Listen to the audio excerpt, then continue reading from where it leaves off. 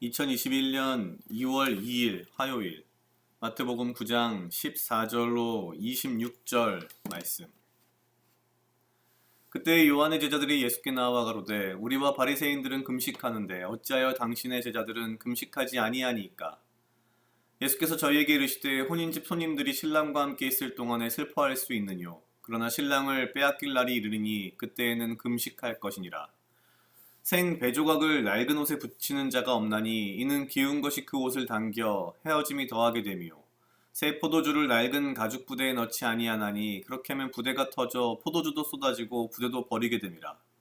새 포도주는 새 부대에 넣어야 둘이 다 보전되느니라.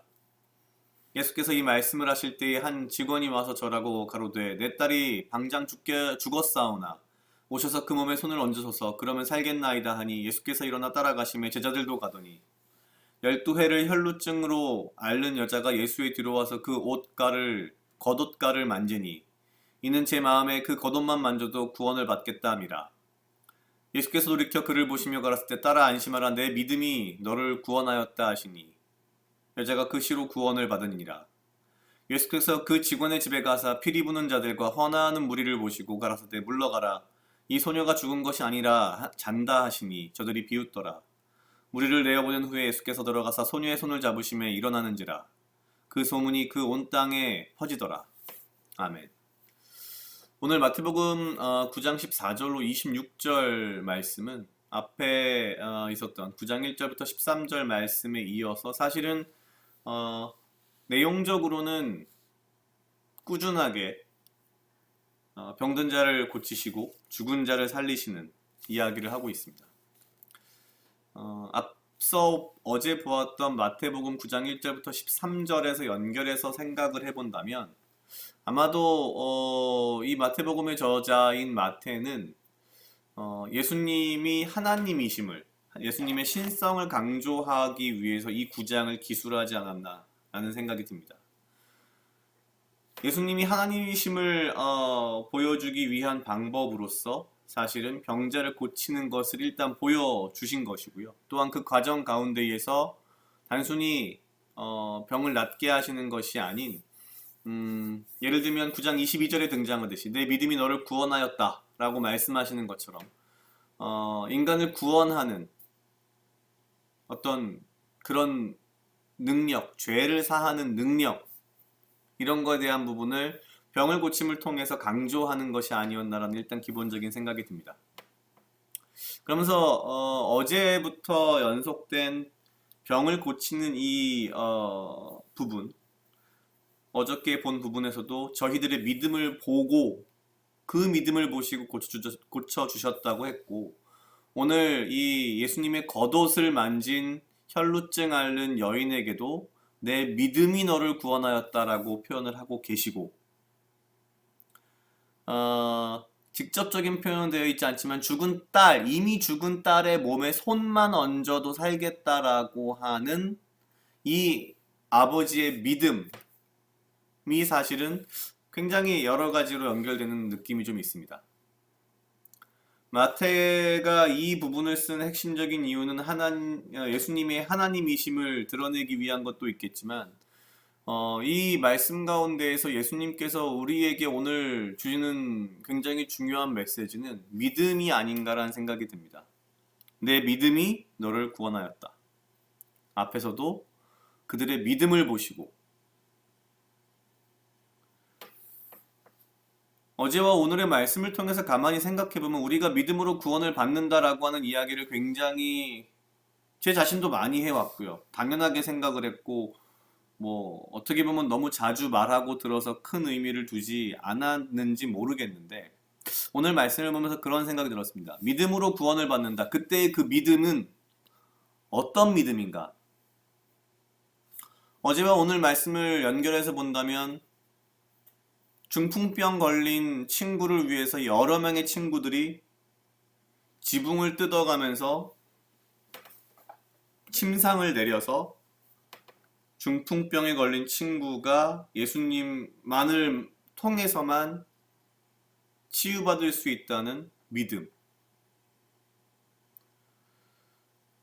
오늘 본 본문에서 보면 죽은 딸을 살리실 수 있는 것은 오직 예수님 뿐이다라는 믿음.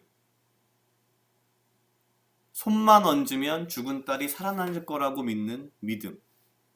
그리고 혈루병 걸린 이 여인의 예수님의 겉옷만 만져도 병이 치유될 거라는 믿음.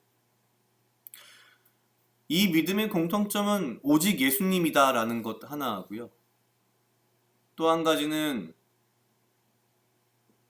정말 예수님이 이 병을, 이 죽은 딸을 고쳐주실 수 있다, 살리실 수 있다라고 생각하는 예수님에 대한 전적인 신뢰, 믿음. 이 두 가지가 아닌가라는 생각이 들었습니다. 제가 가지고 있는 믿음도 물론 당연히 그런 것들에 기반하고 있지만 오직 예수님이 아니면 안 된다.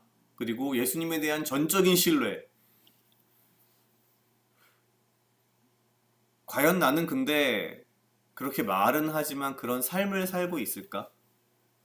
이 친구들처럼 지붕을 뜯어가면서 침상을 내리고 이미 죽은 딸을 제사가 장례를도 제대로 지내지 않고 있는 상태에서 예수님에게 먼저 쫓아오는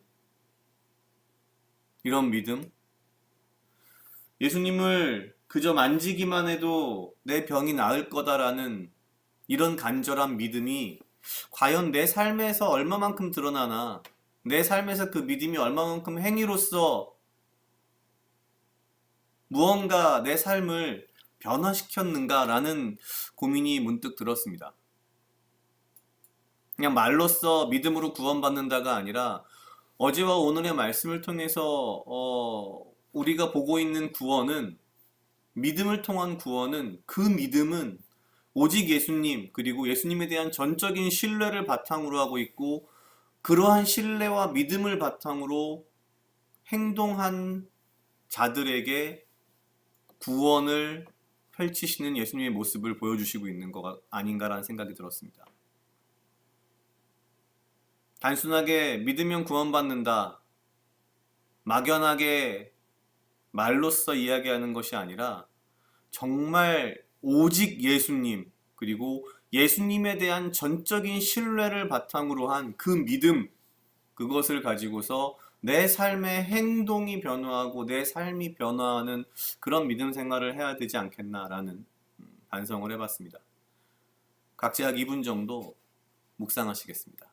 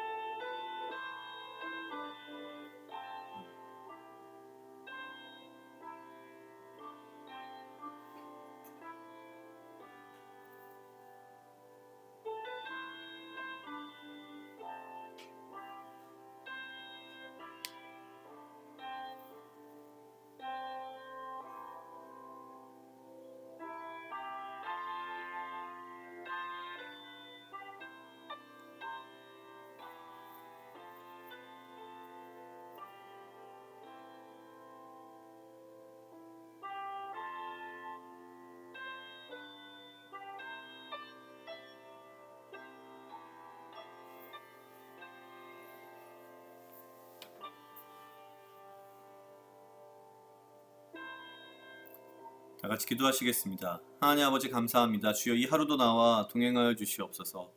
주님, 나로 하여금 사랑하게 하시옵소서. 아버지여, 나를 헤아려 하는 그 어떠한 무리들로부터 나를 지키고 보호하여 주시며 내가 오직 주님 주시는 지혜와 명철로 이 하루를 살아가고 나에게 필요한 건강과 육체적 강건함을 허락하여 주시옵소서.